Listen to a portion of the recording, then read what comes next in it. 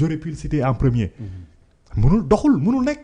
la presse sénégalaise dafa am jaar-jaar dafa am kii histoire.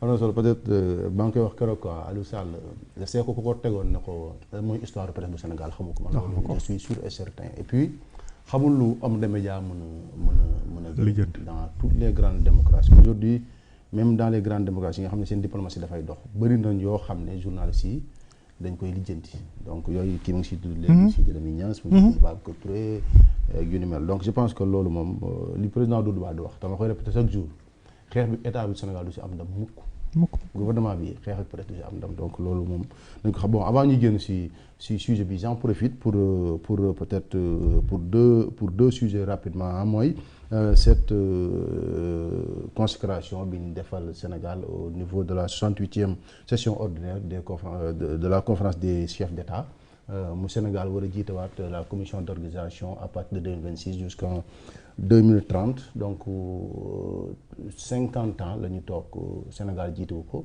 tey mu mel ne nguuru Bassirou Diomaye Faye bi ñu ñëwee ba léegi quand même sur le plan diplomatique gisuñu woon ay avancées majeures quand même mais dafa mel ne depuis l'arrivée de monsieur Niang on a vu que Sénégal mu ngi commencé retrouver waat sa voie diplomatique bi ñu xamal au niveau international. Bon. monsieur Niang du ma ci dugg parce que monsieur Niang chef am la. chef am lay liggéeyal. mais dafa naan erreur bu mag la. quand on parle de 50 ans. mais mu ngi ko soog a jëlaat. erreur bu mag la faute la sax. parce que d'abord jëlaatu ko parce que jëlaat mooy ku ko amoon. très bien donc xam nga amul.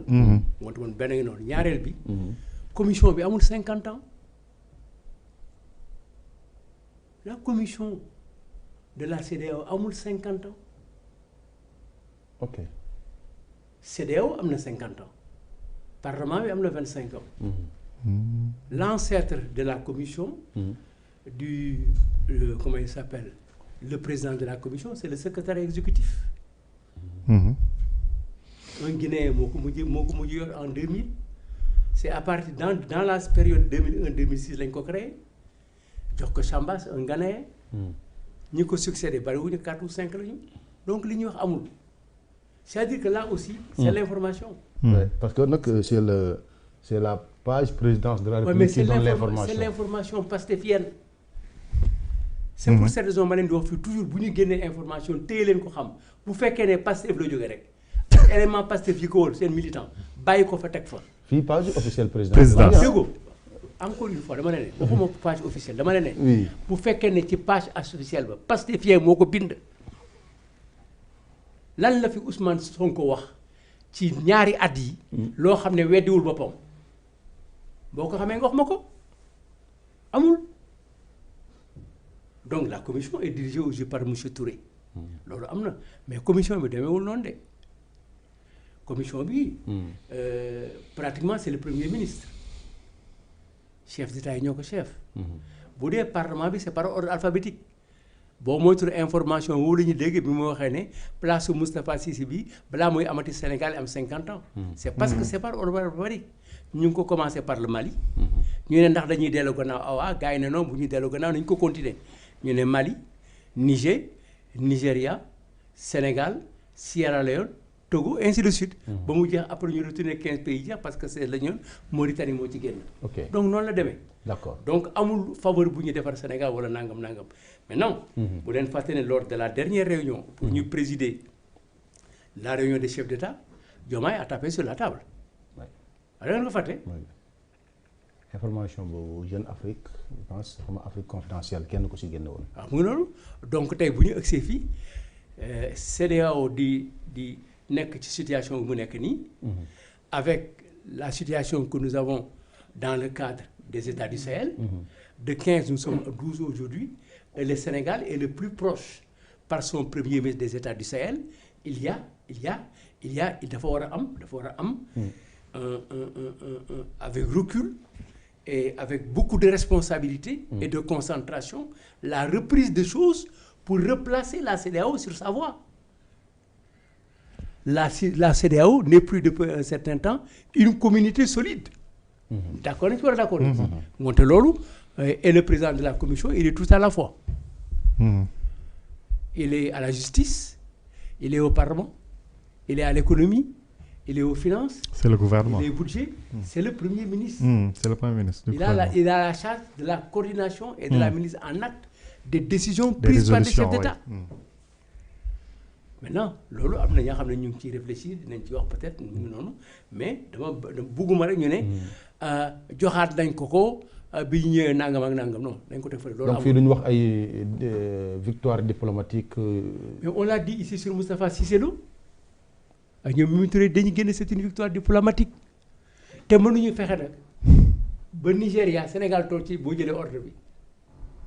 parce que dañ ne ku nekk da nga jël benn kii jël na altine. ki ci tegu talaata lay jël yow mënoo fexe ba alxames topp ci talaata mënul nekk. ok encore c'est de la communication. D'accord. C'est gérer un tout petit moment. Dans la vie publique d'une nation. Même sur les titres non la commission n'a pas 50 ans. n'a pas 50 ans. D'accord. Alors information bi ni ko jëlee nii ak président bi ñu si jàngal nii quand même.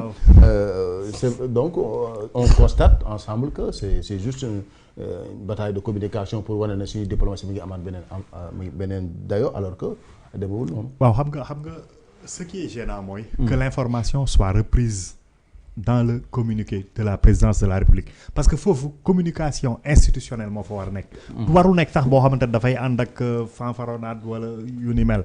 c'est-à-dire que communication la boo xamante ne dafay fixer ay dates dafay fixer ay événements peut-être wala li nga xamante ne moom mooy le plus important. mais leneen li. peut-être que gars yi nag mën nañu ut seen ay page wala am seen ay influenceurs wala boog su ñuy def interview ñu waxee ko nu mu leen neexee. mais l'information dafay doy waar tey su fekkante ne da ngay gis ni peut-être même que la présidence. en tout cas ñi nga xamante ne ñoom ñoo def communiqué bi xamuñ historique u poste bii nii yëpp jàpp nañ ni. lu révolutionnaire la yoo loo xamante ne peut-être que le Sénégal l'a arraché aujourd'hui alors que ses prédécesseurs mënuñ ko woon am en tout cas le plus important nekkul foofu le plus important mooy dénk nañ Sénégal ci CEDEAO boo xamante ne contexte boo xamante ne presque contexte de crise la ci CEDEAO aujourd'hui plus que jamais ñi ngi koy wax parce que CEDEAO amoon na problème mu nekk une CEDEAO des peuples dafa nekk un CEDEAO une CEDEAO des chefs d'État. soo seetloo Diomaye mi ci wax na ko. Ousmane Sonko wax na ko plusieurs fois en tant qu'opposant donc aujourd'hui lan moo war a changer ba CEDEAO cesse d'être une CEDEAO d'un cartel de chefs d'État on a vu ce qui s'est passé dernièrement en Guinée-Bissau. Est-ce que principe yi nga xamante ne moom moo dicté création wu CEDEAO est-ce que loolu lañ gis foofu.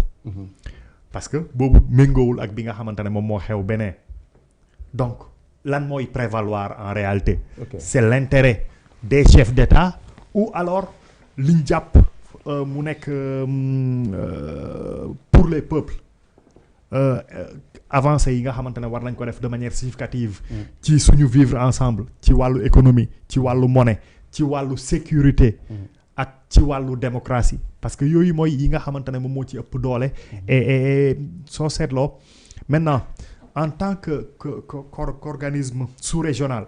mais da ngay gis ni CEDEAO amul pour pâlir devant ses pairs par exemple. sooy seetlu dafa mel ni sax moom moo ëpp dynamisme. mais aujourd'hui force est également de reconnaître que suñu sous-région bi mais choc yi gën a compliqué fii la am aujourd'hui choc yi gën a compliqué et politiquement enjeu yi gën a mag mooy suñu diggante ak France naka la ñuy def ba nga xamante ne aujourd'hui ñu mën a profiter pleinement de notre monnaie. ñu mën a am une monnaie boo xamante ne dafay supporter le développement dëgg. En tout cas autant que la France peut en tirer profit ñun également ñu mën ci tirer profit quand on parle de droit de tirage par exemple. ñun am nañ ay réserves am nañ banque centrale. mais mënuñ ko am comme yeneen états yi nga xamante ne noonu lañ ko mën amee. sécurité nga xamante ne soo xoolee également suñ sous-région bi. mais djihadisme bi terrorisme bi. ak peut-être yeneen ak yeneen mi ngi fi fees infesté. gis nga AES génn na est-ce que foofu la yem donc en tout cas contenu bi nga xamante ne mission bi peut-être mën nañu wax ni tax ci chef d'État yi lay jógee mais exécutif bi ki nga xamante ne moom la Sénégal di nommer naka lay manœuvrer pour que justement ni nga xamante ne Sénégal yàgg nañ leen dénk nag ay organismes yoo xamante ne dañ ciy liggéey bu mucc ayib soo deful nag sax dañuy wax ne meilleure présidence yi en général Sénégal moom daf koy wax ci Moustapha Cissé Lo bi ñu ko joxee parlement bi mu doxal ko bu baax a baax donc am na dëgg vraisemblablement empreinte boo xamante ne Sénégal yàgg na ko posé ci organismes sous-régionaux yi donc ñun ñi ngi xaar kan lañ koy dénk ak lan la fay def. D'accord. Mais on espère que dina marquer également de son empreinte développement yi nga xamante ne moom la ñuy xaar ci CEDEAO. D'accord li président wax dafa tax ma dem xool ñaari page yi page présidence moo wax 50 ans après 50 ans mais page yu officiel président Bassirou Diomaye Faye waxut 50 ans dafa limité wu rek si remercier ses pairs pour que si tànn bi ñu tànn Sénégal pour mu jiite la commission entre 2026 ak 2030 donc loolu doon na baax ma préciser ko. alors beneen précision foofu. ah lii Soleil wax li mu bind. dafa wóote ak ni nekk page am. li Soleil bind. waaw ak li nekk si. page am. si page président page Soleil moom. dafa bind ne le Sénégal accède à une nouvelle responsabilité mooy mos fa àgg. te loolu sax mën nañ ko minimiser tuuti. Parce que la fonction de la présidente de la commission n'est pas plus importante que le président de la conférence des chefs d'État. Oui. Et maintenant c'est au niveau de la commission ak ni commission bi doxee ak fi mu jëm ak li nga wax léegi qu'est-ce qu'il va en faire. jox nañ ko mais lan lañ koy def mais jox nañ leen réew mi ñoom depuis 18 mois lan lañ ci def Ousmane Sonko nekk na premier ministre depuis 18 mois lu mu fi def. wàññi dund gi. wàññi dund gi. mooy wàññi nag essence bi sax moom il faut que. ak dund gi ak lekk gi c'est vrai ak fer beeg. oui mais c'est vrai lu bëri malgré situation bi non dégg ma ne d'accord na. bu ma d'accord dama avancé. mais dama ne wàññi bi mu wàññi yëpp. terewul essence bi nga xam ne mooy jóge fii. di dem fii ci Niger wala fenn. moo gën a cher. moo gën a cher sunu essence moo gën a cher foofu te dañoo dafay dem mënuñu ñoom nee nañu mënuñu comprendre loolu. Mais la réalité de l'État et la raison d'État. ñoo fay jaar. waaw parce que bu ñu génnee taxes yi ñuy teg ci essence bi ak leen. wala du ñu fayeeku. amuñu beneen mamel. ñun suñu ween suñu yaay Sénégal. ñaari ween la yor. impôt douane. bu ween nag boo ko daggee. dagg. ablation. def ci ablation. ngoonte doom ji dootul nàmp. c'est ça le problème loolu mooy réalité bi. wax nii yomb na taxaw wax defar sa simis indi karaat bees takk say lunettes percé te comme ni ma yomb na mais maintenant après on s'en suit à quoi maintenant l'arrivée de Niang. c'est ça le problème fondamental. c'est au bon moment. il est là li gars yi tombé mooy ay gaaf il est au bon moment c'est un excellent diplomate. c'est loolu moom diplomatie moom kuñ ci tànn rek jàppal ne dañuy gën a mënante mais ñoom ñëpp passé nañu la moyenne. Maintenant, qu'est-ce qu'on va en faire?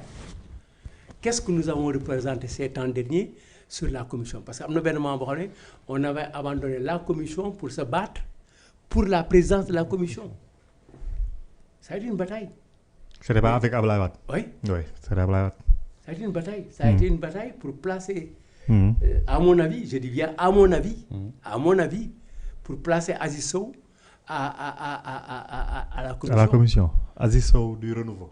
waaw qui a été ministre de l'intégration africaine. Et du NEPAD. alors mais fii dañuy wax lu ne tey benn ancien ministre maa ngi koy nuyu par hasard xam naa ne pour la première fois mu tudd dafa ma woo tey très énervé elle a été la dernière ministre à occuper au Sénégal sous Diouf la fonction de l'intégration africaine daf ma ne man bëgguma wax ci rajo mais jox ma sa numéro téléphone journaliste yi may dégg ma woo leen wax leen ne li ñuy wax mooy lan. Parce que c'est vraiment absurde nga taxaw ci télévision bi di wax lu mel noonu ba pare avec beaucoup d'emphase. mu ne ko non mais dinaa la ko jox parce que man du ma ci intervenir voilà mais ñi xam ba xam mooy problème bi finalité bi. Aujourd'hui nous avons occupé la commission genre ça fait longtemps on a quitté les grandes commissions le transport. ak yooyu yëpp. on a des affaires économiques. Oui. On a eu en un certain moment à occuper 2 places au niveau des commissions parce que la Côte d'Ivoire était un peu sortie du parlement de la CEDEAO bon mais yooyu yëpp am na maintenant ban ci waxtu bi ñu toll situation bi CEDEAO toll avec les états du ciel en dehors situation bi ñu nekk après l'échec que nous avons eu il y a 3 ans ou 4 ans lors de la rencontre d'Abuja pour la fixation de la monnaie unique toutes ces questions là réunies ci ngay xam yow léegi nag ban chantier ban président de commission ngay am. Oui. waay et ban président de commission bi ci ban camp la ko nit ñi féetale est-ce que dafay nekk les cas de chassons que le cas de nit ñi nga xam ne dañu xam. wala dañu mën politique waay. ñu jëli leen fi ñu nekk pour jox leen ko wala dañuy nekk dans le champ politique et dans le champ politique est-ce que dañuy nekk dans le champ parcellaire. C'est des questions extrêmement importantes pour lesquelles nit du aventurer di wax nii nangam pire pas sama tey non moi je ne pense pas. d'accord beneen bi ma doon wax naan ñu cof ko bala ñuy génn ci sujet bi dem suñu deuxième sujet dossier judiciaire sur le cas Madiambal si la ñu ñëw léegi mooy le premier ministre aussi qui annonce que le président va faire une tournée économique 20 ba 25 ci région aussi Casamance mu ne nañu ko teewru mais ce qu'on a vu en tout cas à travers les réseaux sociaux mooy les militants boo dee xool ñoom ñëpp dañuy wax ne loolu du lu ñuy def nañu bàyyi la coalition Diomaye président bi nga xam ne moom la président tànn jox ci Aminata Touré ñu wane seen doole alors qu'on sait que tournée économique dafay am benn dose politique. xam nga bu fekkee ne ñooñu jàppale ñu wax léegi la question que je posée président Ousmane Sonko am na lu bari lu mu wax mu teggee ko. waaw man bu annoncé tournée économique bi président moo sa annoncé sa mariage laa yemale. dama yaakaar ne xamu ci lu ma xamul. waaw président de la république am na service d'information cabinet mooy décider tournée économique am mooy fu mu jaar du ci tàggu nit bu paree lay yëgle te yëgleegul bu fekkee ne état bu normal la ñu yor laa wax de.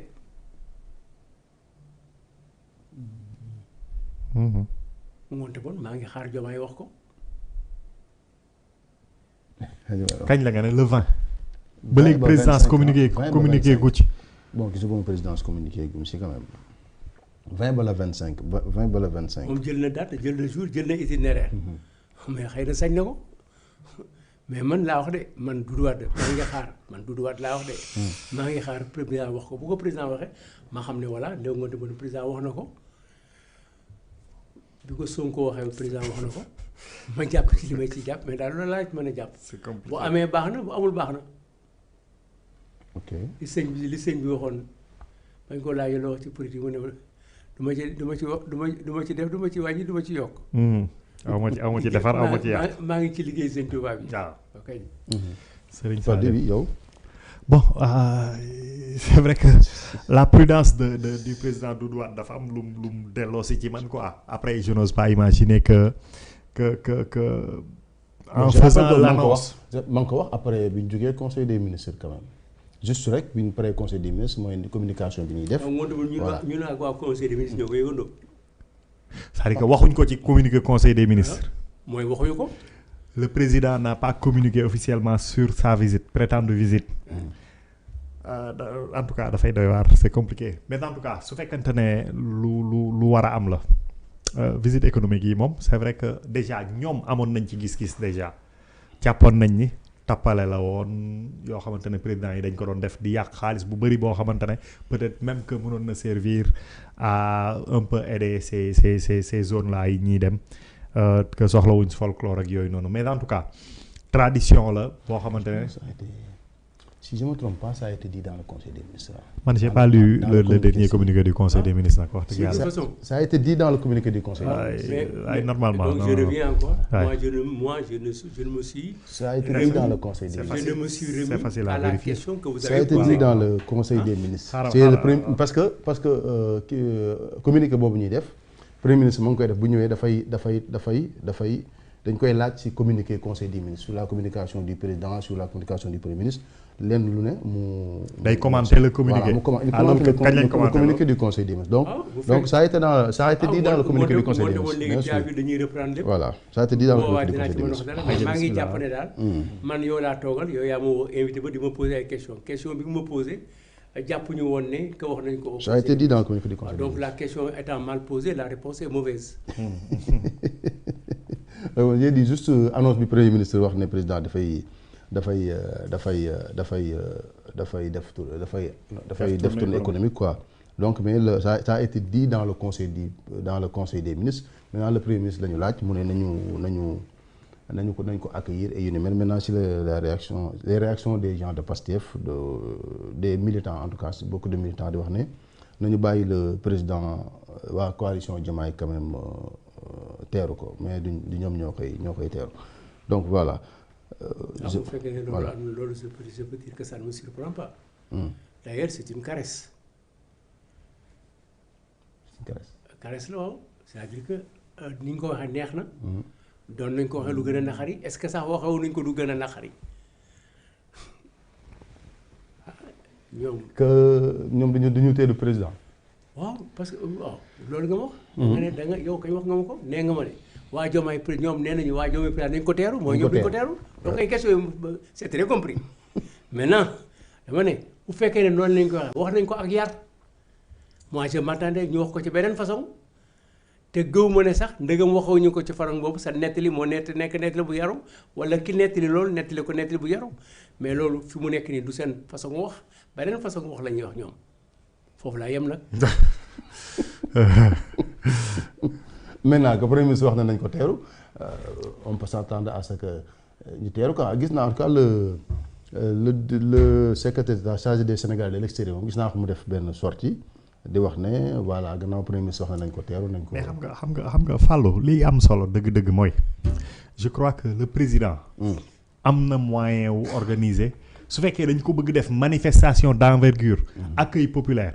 xam nañ ni au Sénégal xaalis rek moom moo koy organiser et président am na moyen pour def ko fi muy dem Casamance président mën na fa tabax ay relation ay kóllëre ak mais am na ay forces vives de la nation président le gouverneur peut demander à ce que les écoles sortent par exemple pour accueillir le président de la République parti même su dul parti politique kilifa diine yi fa nekk mais mën nañ génne mobiliser am na ay hommes politiques yu fa nekk yoo xamante ne peut-être que sax nekkuñ woon ci ñi nga xamante ne ñoo jàppale président pour mu falu c'est-à-dire que loolu organiser pour def accueil populaire moom c'est pas compliqué su fekkante ne dañ koy wax na utiliser Mimi Touré pour minimiser non c'est le président de la République qui se déplace et moom moo ne tournée économique lay def pour dem tâter le pouls véritable des populations xool ci benn zone lan moo fa xew fan la fa état yegg lan la ñuy xaar ci état peut-être que joxe woon na ay directives bi mu toogee ba léegi fan lañ ci toll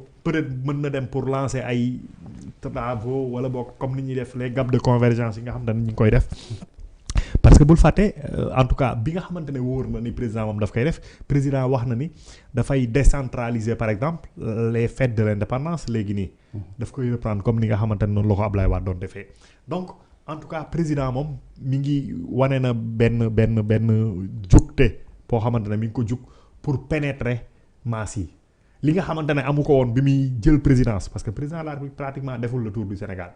Aujourd'hui bëgg na dem gisante ak sénégalais yi fu nekk mu xam lan moo fa xew fan la dëkk bi toll état fan la fa toll lan la fa war a def ak moom ban gis-gis la fa am dem partager ko ak ñoom doxal ko loolu nag dafay am pour man double casquette effectivement am na loo xamante ne. mooy liggéeyal askan wi dans le cadre de ses charges régaliennes am na beneen aspect boo xamante ne mais président peut-être que aujourd'hui il songe à avoir une légitimité politique ancrée auprès des populations boo xamante ne daf koy dem lijjanti ji moom en tant que président de la République Ousmane Sonko nag su fekkante ne le choix de la Casamance je crois que c'est pas fortuit c'est peut-être parce que c'est également la zone de prédilection du Premier ministre et su fa demee en tout cas ci teranga de moom mooy mu fexe ba nga xamante ne affaire bi nekk réussite. D'autant également qu'il y avait un plan pour la Casamance dont on n'a pas encore vu une pose de première pierre. Ce sera peut-être également l'occasion. Plan Diomaye pour la Casamance waaw. Plan de reconstruction de la Casamance. boobu noonu ñoom ñaar ñu mébatoon am ko. Peut-être que c'est pour aller annoncer la bonne nouvelle. Je pense que am na ay montants yu ñu waxoon pour Ziguinchor et pour le reste de la Casamance.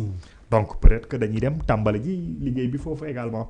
Mais daal en tout cas suñ fogee ni mën nañ saboter la visite du président de la République je pense que dañuy juum loolu moom mënul nekk président dépassé na foofu. bon pas saboter mais xëy na pour téye seen loxo suñ téye seen loxo dinañ gis ñeneen ñu occuper espace bi et quand on occupe l'espace nga réussir ko mais dafay ouvrir une légitimité ah su boobaa bu ñu fi ñëwaat di jooy naan way gars yi léegi dañ leen peut-être que président mën na. sax ne li nga wax nii gis naa benn toutes mes tournées léegi ñii laa koy dégg sur TikTok ne Pastef moom il est de Pastef mu ne bu ñu def l'erreur de def politique siège vide. nañ dem teertu président Diomaye xam ne ñoom. réussite moom lay doon moom réussite suñ ko sabotéwul te suñ ko sabotee nag dinañ jàkkaarloog tamit. l'organisation de la présidence. ci situation bi ñu nekk nii. maa ngi doon xalaat le conseil des ministres j'ai vu les communications et l'agenda du président de la République fekkuma ci loolu. waxuñ ci loolu gis nga seet day na waar. si mi ngi nekk si dernière phrase bi si ñoo ko def si communiqué bi ñu defoon conseil des ministres bi ñu defoon le jeudi. 11 bi defoon le jeudi mooy conseil des ministres exceptionnel bi ñu defoon agenda du président. exceptionnel je sais pas mais conseil des ministres laa xool bu la 11. moom la bu jeudi 11. voilà bon je pense jeudi 11 waaw mu ngi jeudi 11 si dernière phrase bi lañ wax de la cérémonie annuelle de réception avant de se rendre en Casamance pour la période du 20 au 25 décembre 2025 dans le cadre d'une tournée économique. très bien voilà donc léegi agenda président waaw. waaw mais bu premier ministre waxee ne moom mu wax nit ñi ne leen nañu ñëw teeru ko. waaw. parce que donc président wax ne dina dem tournée économique. mais moom moo woote pour teeru bi. waaw moonte bu ñu ñëwul moonte premier ministre la ñuy dévaloriser. bu ñëw. waaw bien sûr. comme premier ministre moo woote. mais moo nekkaay leen ci ngénte li borom ngénte li wootewul ngénte li. waaw mais xam nga yaa ngi dégg waa par exemple nit yi Pastef yi. sur les réseaux sociaux da nga leen dégg ñu naan nañ ko boycotté nañ ko. je suis d'accord sauf même loolu d'accord nañ ci. loolu xam nañ ko ñii ngi saaga ñi ngi ne nañ ko boycotté loolu mën xam nañ ko pare. li ñu xamul mooy nit ñi di ñëwee mais bu nit ñi ñëwul moonte échec gu premier ministre la. ok nan nga ko analyser échec yoon la. oui mais parce que moo woote. ah woote teew mais mën na woote ne teew leen président militant Pastef fi ne ko ñun génnuñu. duñ teeru Diomaye mais werantewul encore boolu bu amee. mooy déggaluñu ko. ah ñun kay wax nañ ko dégg nga ñun. ñu bëri nañ ko sa diggante ak Diomaye moom duñ la si déggal. ah oui affaire bi. oui il faut que yenn saa yi ñu ñeme ko moom dafay woote ñu ñëw. bu ne fàllu suma xarit bi dégg nga maam dafa am xar bi dafa aussi dañ koy ngénte dañ ko fekk si. ngoonte ku ñëw ci loolu mën na teeru président de la République. boo xam ne sa parti bu ñu ñëwul. nga xam ne bu ñu ñëwee. nga xam ne ñëw nañu woote bi daf koy moom mais bu ñu ñëwul da nga jàpp ne kenn déggulu ko il faut ñu nangu loolu. ah en tout cas damay dégg ces militants di wax ne le premier ministre lu jëm sa diggante ak Diomaye lépp loo ñu si wax pour da ngay rafetal ak yooyu duñ danañ la déggal lu ne ba mu des sa diggante ak Diomaye. waaw mais comme ni ma la wax am na ñeneen ñu wax lu gën a garaaw. am na ñu ne nañ ñëw en masse. donc li ñuy xaar mooy li ma lay wax rek résultat bi bu wootee ñu ñëw. waaw bu résultat bi amee bu ñu ñëwee. xayrun bu ñu ñëwee ñu soog a mën a analyser les faits ndax la réponse a eu lieu ou pas et quelle réponse mais man loo toog man ma toog fii di ci anticiper. mais li am ba am mais mooy moom woote na. woote na oui pour ñu mënoon na wax bu kenn ñëw. oui lu mënoon na ko wax voilà. mënoon na nekk en congé. mais defu ko parce que le premier ministre aussi ah. kaa moo la benn affaire mu ngi seet yoon bu mu jàll pour revenir à la normale de. mu ngi seet yoon bu mu jàll pour revenir à la normale. waaw. lu tax wax loolu. ah benn ngi nii moom président mu wooteegul mu woote ne kaay ñu teeru ji ko ku koy teeru kan diggante tabac sabat c'est pas la peine de chercher loin il faut avoir objectivement le regard sur ce qu'on fait et qu'on le dise clairement pour que les populations comprennent ce que nous pensons loolu mooy dëgg moom moo woote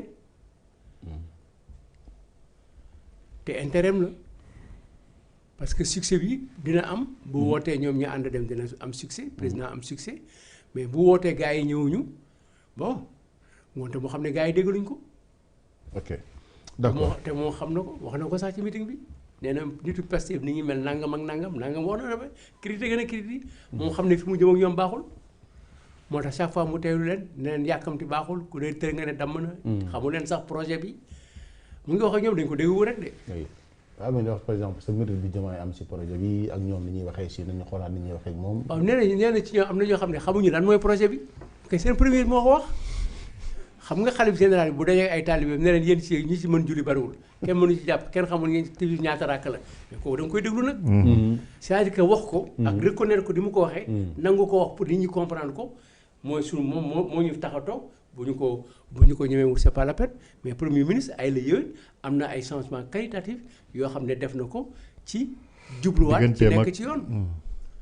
ok d'accord suñu beneen sujet bi ñuy waxtaanee day jëm si wàllu justice ak diplomatie revenir sur la déclaration de Yassine Fall bi nga xam ne moom la def devant les députés bi ñuy voté son budget mu jëm si wàllu dossier extradition yi alors mu wax nag si nga xam ne sûrement mooy cas Madiambal Diagne ak Doro Gueye si ñoom lañ fi xamagum en tout cas ñu Sénégal demande extradition donte tudd leen mais li mu si wax te ñu mun koo jàpp en tout cas si tënk mooy ne aujourd'hui bu fekkee ñi Sénégal demande ñu extrader France def ko moom ñoom wala Sénégal nguuru Sénégal tam yëpp demande boo xam ne France daf ko def ñoom itam duñu leen ko nangul bay fàttali sax ne diggante 2024 bi 2025 France def na 19 demandes am na ñett yoo xam ne Sénégal accepté na ko ba ñu extrader gis nañ aussi après l'ambassadrice bu République française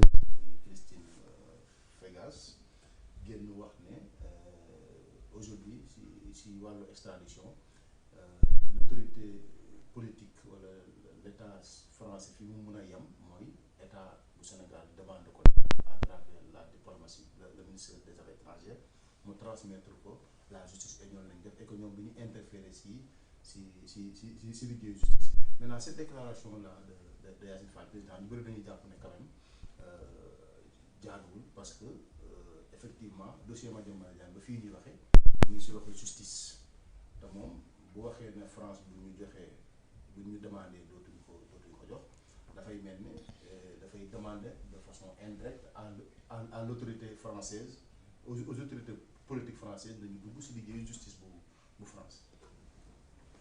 Est-ce que loolu mooy mission Yassine Fall. loolu mission kan la mission ministère du budget wala ban ministère la ki war a wax ak gouvernement français bi kan la war a doon. affaires étrangères. benn ngi noonu. am na ay relations yoo xam ne bu ñu ko waree am ak France ak beneen pays il faut que affaires étrangères aw ci yoon. donc problème yooyu yëpp bu amee moo lay wan ne Yassine Fall d'abord teel na wax ci affaire bi d'abord moom du la justice. moom du la justice. la justice mooy ñi nga xam ne ñoo am lien entre ñoom te kenn mënul jéggi sa organisation di waxal sa bopp. mooy la ngay wax da nga koy jox nit bu yóbbul la ko. du noonu la demee de. très bien Sénégal bi mu bëggee demander extradition mais yónnee wu ko directement ministre de la justice ah. affaire étrangère la jaar wala déet. bien sûr. ñu yónnee ko affaire étrangère bële ngoonte boobu mooy yoon bi. li mu wax ne bu dee muy defee nangam ñu def nangam bu ñu bañee extrader ñu bañee extrader loolu la tudd ba tudd le mot réciprocité. réciprocité mooy li nga ma tooñ laay fayu. boo ma mbéjee. li nga ma yónnee laa lay delloo. boo ma mbéjee dama lay mbéj la waaw. boo ma joxoñee ma joxoñ la. mais moom France dafa ko dara. li ko France def te muy woon ko def réciprocité mooy France daf ko demander ay complément d'information. te moom nangu na ko. moom nee na information yi mu ngi ci biir mais ñoom dinañ ko joxewaat nañ ko. loolu wax la rek loolu c'est destiné à nous. bu fa nekkoon nañ ko wax ne yónnee na lañ ko mu ngi ci prix sàngam mooy numéro nangam ak nangam ak nangam. dëgg la. parce que la composition d'un dossier aux affaires étrangères. écoute elle n'est pas comme tu travailles et comme tu travailles. dëgg la waay. te léegi la ñu fi wax léegi le ministre des affaires étrangères. ay techniciens la boo fa indi woon 100 personnes 99 yi noonu la ñuy doxalee. objectif benn la réponse bi similaire lay nuroo du bokk les mêmes mots mais benn objectif bi la benn waaw bu àndul ak catégorie benn déet la bu noonu la donc loolu mooy encore Racine am raison mais ndaw si tontu na ko. ndaw si nee na ko d'abord ñun li ma waroon def naa ko kooku du suma problème ma mais problème mu ñi nga xam ne ñoo yore justice la. justice bi laaj na ko feddali na aussi. waxaat ko ne ko suñu diggante ak Sénégal lii moo ci am ci ay demande d'extradition ñun lii lañ leen laaj te li ñu leen demande ñuy am laaj leen extradition du ay extradition simple de simple police ou ay kii c'est des problèmes criminels. pour la France oui. criminel. loolu la ko ndaw si wax. waaw bien sûr. waaw mais yow li nga ma indi est-ce que c'est criminel. te ñoom nee nañ ko du ñu dugg ci problème politique maintenant ñoom aussi dañu am ay loi du ñu bàyyi. France du extrader doomam mais aussi du nangu di extrader nit dans des conditions yoo xam ni amul assurance su ci la justice va bien se comporter wala nangam wala nangam wala nangam. donc amul benn problème ce que tu en tires. mooy Yassine dugg na ci débat boobu mënoon na ñàkk.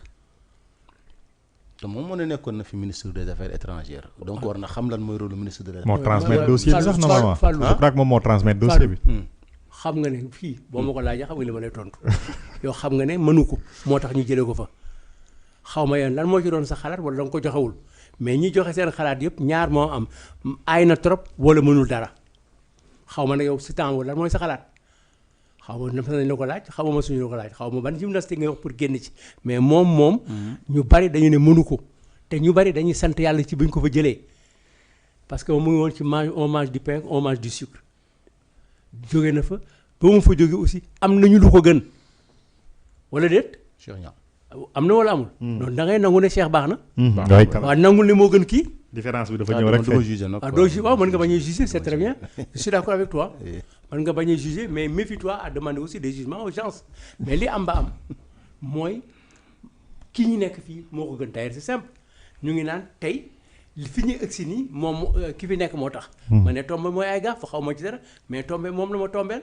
donc Yacine et dama ci am fi ma waxoon lay wax man du ma weddi suma bopp parce que dama ñemee la may wax dama ne woon ne Yacine ak maître Cissé dañ leen indi pour ñu régler des questions d'éligibilité la ma waxoon il y a 6 mois wax ko il y a 3 mois moom laa waxaat donc aw ma ci gis-gis ça ne me surprend pas que aujourd'hui la réponse du ma français Yacine Fall mooy soo ministre des affaires étrangères moom la mooy soo ministre de la justice moom laa bëgg mu liggéeyam taxaw yenu maanaa baax comme ni ma gisee liggéeyu keneen kuy liggéey notamment le ministre ak ñeneen ci gouvernement yoo xam ne ils ont fait du bon travail tout ça bon mais moom awma yaakaar ci moom et xëy na bu sondage bi génnoon dinañu wax ñu yaakaar ci moom mais ñu yaakaar ci moom bariwul donc par conséquent rien ne me surprend chez elle.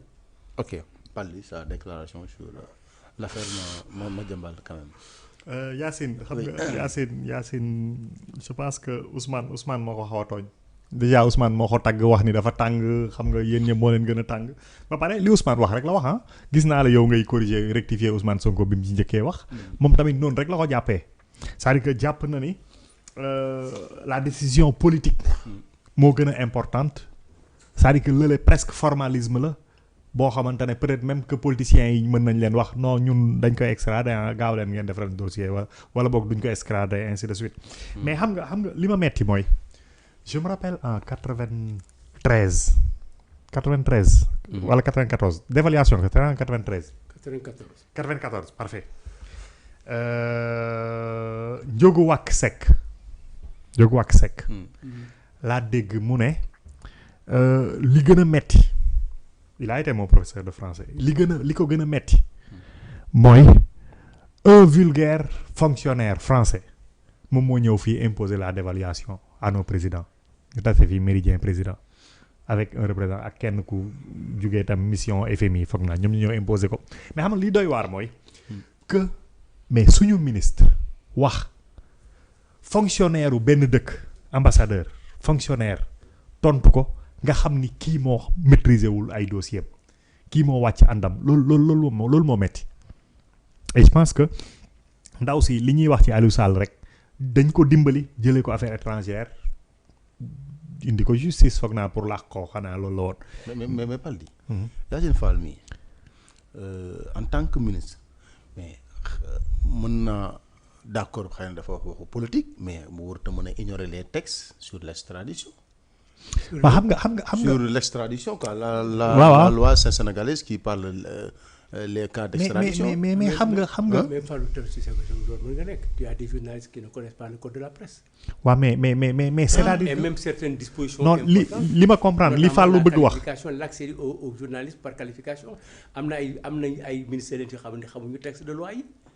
non ministère de l'Intérieur am na mais loolu li koy faj mooy l'institution politique dafay am ñi ko wër ministre des affaires étrangères gis nga bu ñu la ko nommé woon tey mardi mercredi ngay dem conseil des ministres. on te prépare oui respect bi ngay am nag. ci justement booy dem mercredi la sa déclaration nga yóbbaale. sa conseil technique bind nañu ko ba tegal ko indi ko. te yow mardi lañ la fal. waaw. li ma bëgg wax ci question ce que je comprends sur par rapport à la question de Fallou li ma comprendre question bi mais il faut nga am ñi nga xam ne tànn nga leen pour ñu def te ba pare nag un conseiller est fait pour être écouté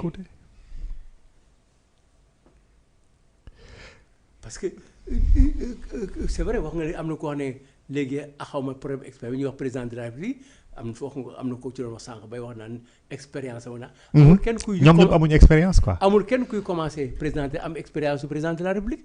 xanaa kii am renouvellement de mandat. mais boo ñëwee dafa am yoon dafa am taxawaay da ngay xam ne sax kii ni mu taxawoon barki dem ak ni mu taxaw du benn parce que dañ ko koy jàngal. gisoo ni ñu te même ba ci ni ñu takkee drapeau yi. gis nga président assemblée nationale ñëw mënuñu takk écharpe xamuñu fan la ñuy taxaw.